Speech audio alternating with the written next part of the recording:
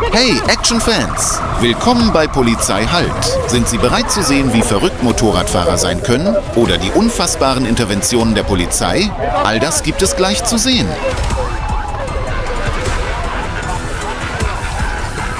And 132.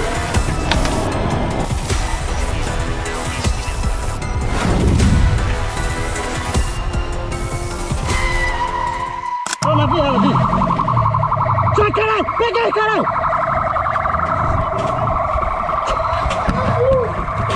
Am Abend des 30. Dezember 2024 forderten Milau, ein Beamter der Zivilgarde von Yandira, und sein Team während einer Stadtpatrouille einen verdächtigen Motorradfahrer auf, anzuhalten. Der Fahrer ignorierte die Aufforderung, bog mit seinem Motorrad schnell in eine Seitenstraße ein und löste eine gefährliche Verfolgungsjagd aus.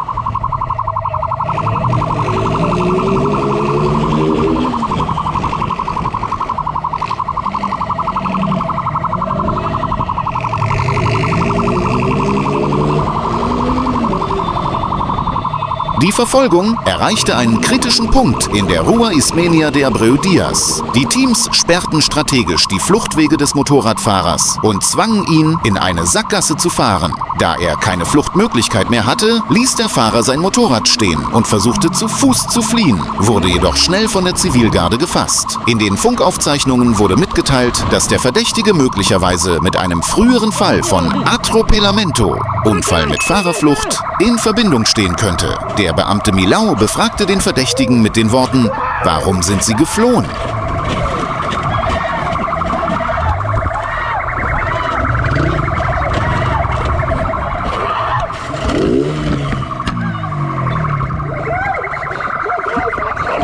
Wenn du actiongeladene Fluchtvideos und detaillierte Polizeiberichte liebst, kannst du unseren Kanal abonnieren. Jede Woche erwarten dich 2 neue Videos. 97% unserer Zuschauer sind noch nicht abonniert. Wenn dir unser Video gefallen hat, vergiss bitte nicht, uns zu abonnieren. Die Action geht weiter. Bleiben Sie dran.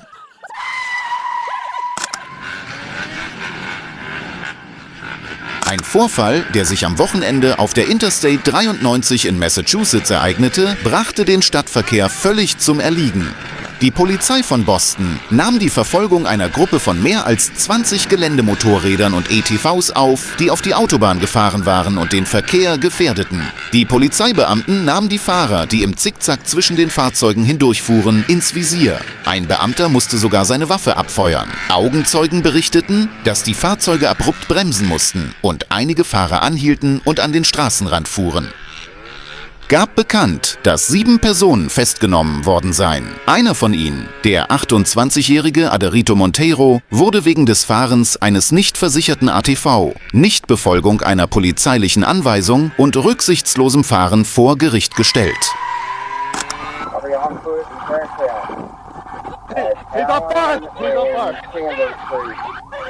Dieser Vorfall in Little Rock, der Hauptstadt des Bundesstaates Arkansas, war ein eindrucksvolles Beispiel dafür, wie eine gewöhnliche Festnahme plötzlich gefährlich werden kann. Als die Highway Patrol einen Taser einsetzte, um den Verdächtigen festzunehmen, wusste niemand, dass dieser eine mit Gas gefüllte Flasche in seinem Rucksack hatte. Der Stromschlag führte zu einem Loch in der Flasche und es kam zu einer kurzen Stichflamme. Der Rauch und die Flammen konnten innerhalb von Sekunden unter Kontrolle gebracht werden. Doch der Verdächtige brach mit oberflächlichen Verbrennungen vor Schmerzen zusammen.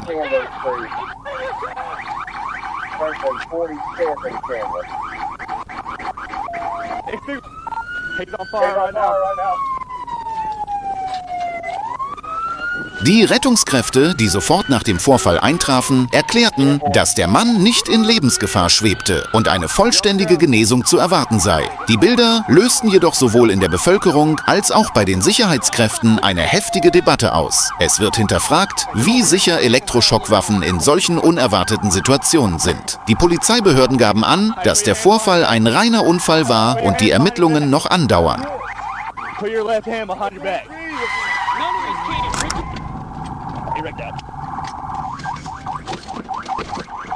Get on the ground! Get on the ground!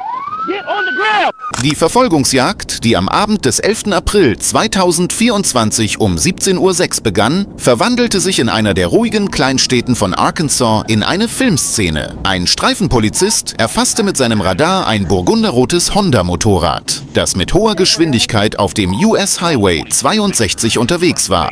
Der Fahrer ignorierte die Signale und Sirenen und fuhr auf der Straße, auf der eine Geschwindigkeitsbegrenzung von 60 Meilen pro Stunde galt, mit über 130 Kilometern pro Stunde. Dann bog er auf den State Highway 5 ab und wechselte ständig die Spur, wobei er auf die Gegenfahrbahn geriet und dabei nur knapp mehrere Fahrzeuge verfehlte.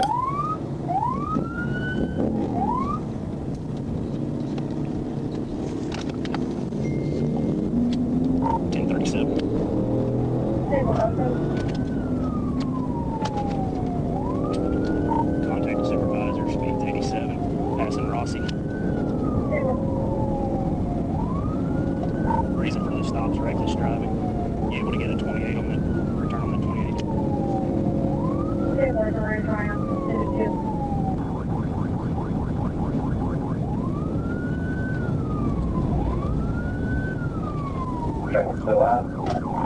Als er in die Stadt Salesville einfuhr, ignorierte er ein Stoppschild und fuhr über den State Highway 177 weiter in Richtung Norfolk-Staudamm.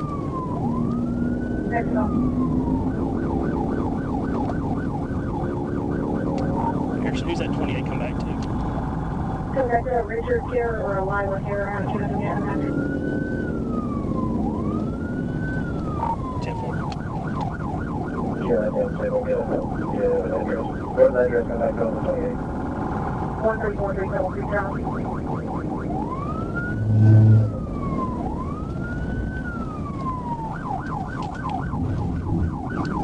Passing.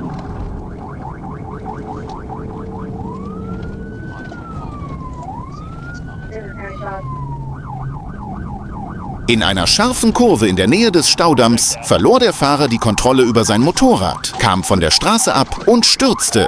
Der Mann, der zu Boden geschleudert wurde, stand auf, hob die Hände und ergab sich. Die Polizei stellte fest, dass es sich bei dem Fahrer um Troy Gessner handelte, der keinen Führerschein besaß. An ihm wurden verbranntes Marihuana und ein starker Marihuana-Geruch festgestellt. Gessner gestand: Ich bin geflohen, weil ich keinen Führerschein habe. Who was up at 1037? 89 and 132. Die Verfolgungsjagd begann am Abend des 28. Januar 2025 um 17:07 Uhr und entwickelte sich zu einer minutenlangen Raserei auf den Autobahnen von Arkansas. Trooper Robert Niese entdeckte auf der Interstate 40 mit seinem Radar ein grau-weißes Sportmotorrad, das mit einer Geschwindigkeit von etwa 170 Kilometern pro Stunde fuhr. Anstatt jedoch langsamer zu werden, gab der Fahrer Vollgas und erreichte eine Geschwindigkeit von 225 Kilometer pro Stunde.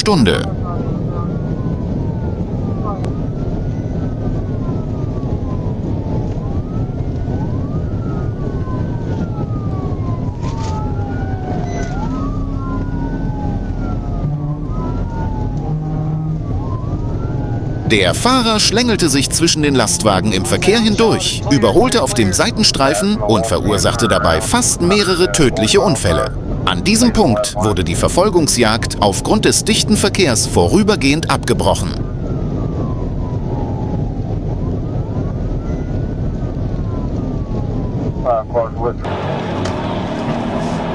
Die Einheiten von Troop A konnten das Motorrad jedoch an der Grenze zu Faulkner County wieder einholen. Der Fahrer hatte an der Ausfahrt Baker Willis immer noch nicht abgebremst und machte aus einer Laune heraus einen Wheelie. Adam 4, Adam 9, are you direct? Adam 4 is direct. And who was up at 1037? 89 and 132. I heard 89, you got it if you're not running.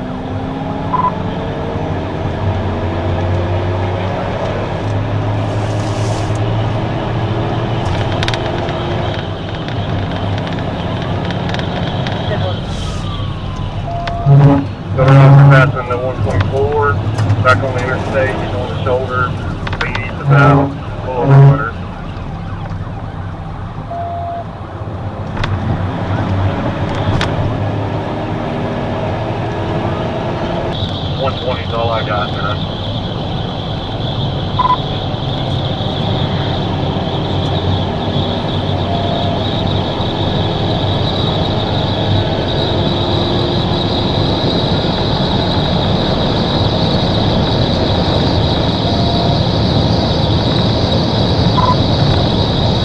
Als diese Bewegung die Geschwindigkeit verringerte, fuhr Sergeant Gabe Monroe mit seinem Fahrzeug neben das Motorrad. Als der Abstand zwischen den beiden Fahrzeugen kleiner wurde, prallte das Motorrad gegen eine Betonbarriere, überschlug sich und stieß gegen das Polizeifahrzeug. Der Fahrer, Colton Lavelle Graham, ließ das Motorrad stehen, sprang über die Barriere und versuchte zu Fuß zu fliehen, wurde jedoch kurz darauf von CPL Josh Berry zu Boden geworfen und festgenommen. Dieser Vorfall brachte erneut die unterschiedliche Auffassung von Verfolgungsjagden zwischen den USA und Deutschland zur Sprache. In Deutschland wird eine Verfolgung eines Motorrads mit einer Geschwindigkeit von 225 Kilometern pro Stunde in der Regel aufgrund der Gefahr für die öffentliche Sicherheit abgebrochen, während die Troopers in den USA meist um jeden Preis die Flucht beenden wollen. Hätte die Polizei diese Verfolgungsjagd Ihrer Meinung nach abbrechen sollen oder war es richtig, sie fortzusetzen? Schreiben Sie Ihre Meinung in die Kommentare. Was hätten Sie an dieser Kurve getan? Yep, he's helmet down. He's standing by the bike right now. Am 16. August 2024 gegen 14:14 Uhr bemerkte eine Streife des Indian River County Sheriff's Office in Vero Beach, Florida, einen Sportmotorradfahrer, der mit einer Geschwindigkeit von 185 Kilometern pro Stunde auf der State Road 60 unterwegs war. Als das Radargerät eine Geschwindigkeit von 193 Kilometern pro Stunde anzeigte, nahm die Streife sofort die Verfolgung auf. Der 22-jährige Fahrer Austin Schwartz ignorierte die Anweisung anzuhalten und begann zu fliehen. Innerhalb weniger Minuten schlossen sich sowohl die Streifenwagen des IRCSO als auch die Polizei von Vero Beach der Verfolgung auf dem Boden an, während der Hubschrauber Hawk des IRCSO mit der Luftüberwachung begann. Passing cars. Looks like we're going to be southbound on the boulevard. Southbound on the boulevard.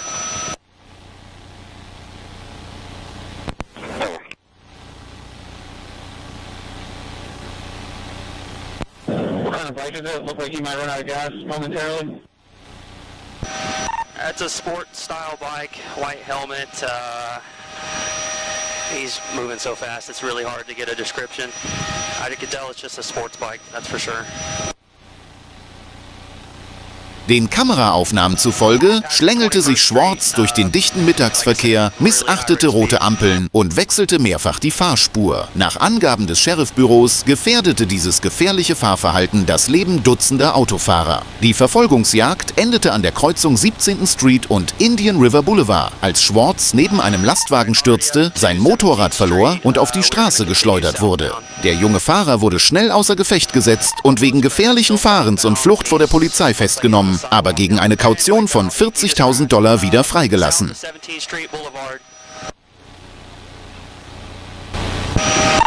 Yep, he's helmet down. He's standing by the bike right now. Ist eine so ernsthafte Verfolgungsjagd durch die Polizei wegen einer einfachen Geschwindigkeitsübertretung Ihrer Meinung nach notwendig? Würde in Deutschland in einem solchen Fall ein Hubschrauber zum Einsatz kommen? Teilen Sie uns Ihre Meinung mit. Stupid, you understand? Keep your hands like this or we're gonna go to the ground.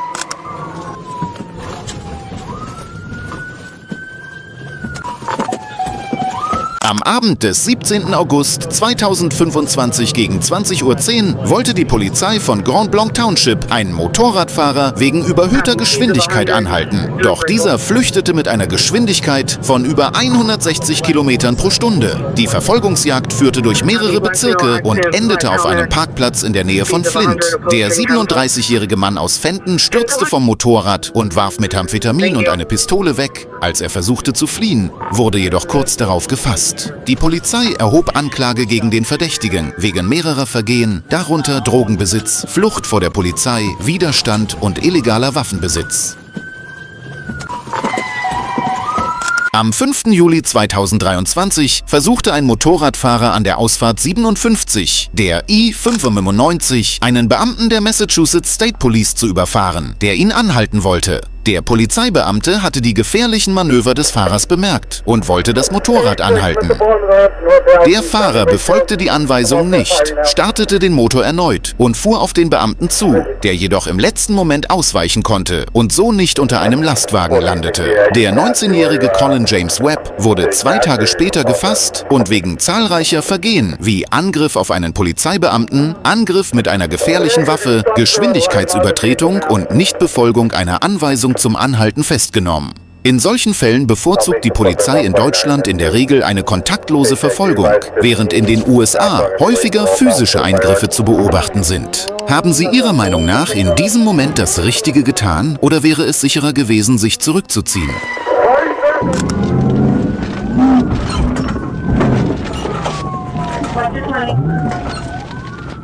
In Arkansas wurden mitten in der Nacht einige auffällige Motorradfahrer von der Polizei verfolgt. Nach einer Weile nahm die Polizei den jungen Fahrer ins Visier und so begann eine actionreiche Verfolgungsjagd.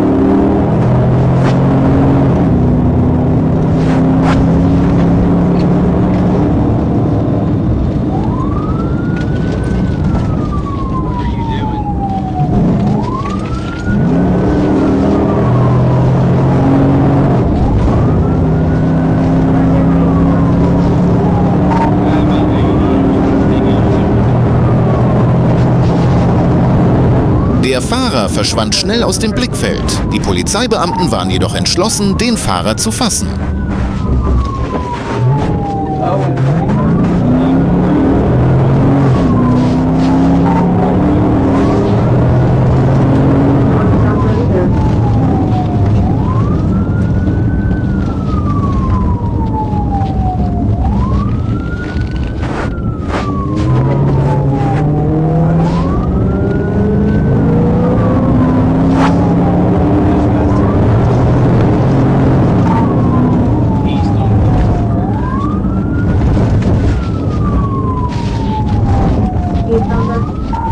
Als der Fahrer erneut auf dem Radar der Polizei auftauchte, versuchte er, in Seitenstraßen zu flüchten. Er nutzte den Vorteil seines Motorrads. Aber wusste er von der Entschlossenheit der Polizei?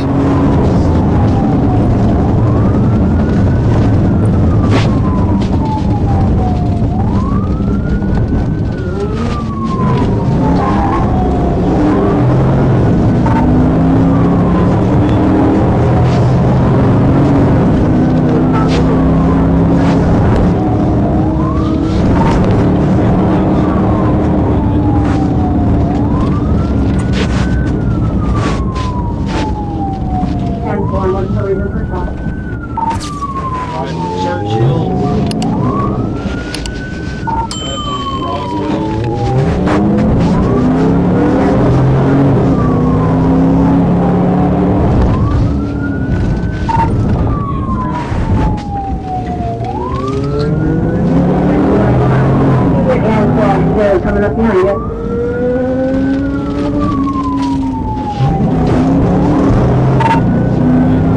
Coming right at a trooper.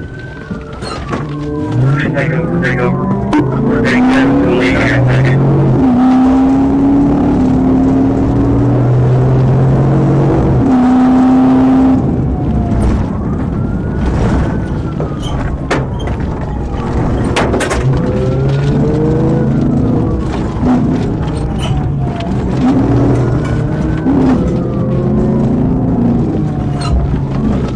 Don't get too close to him.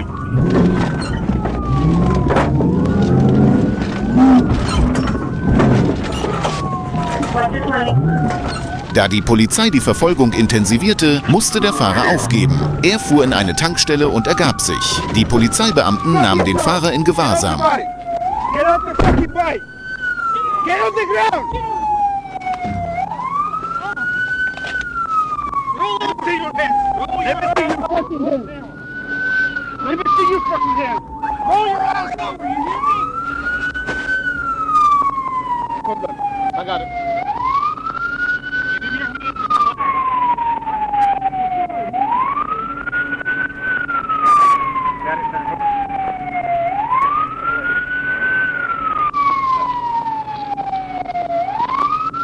Got it, got it.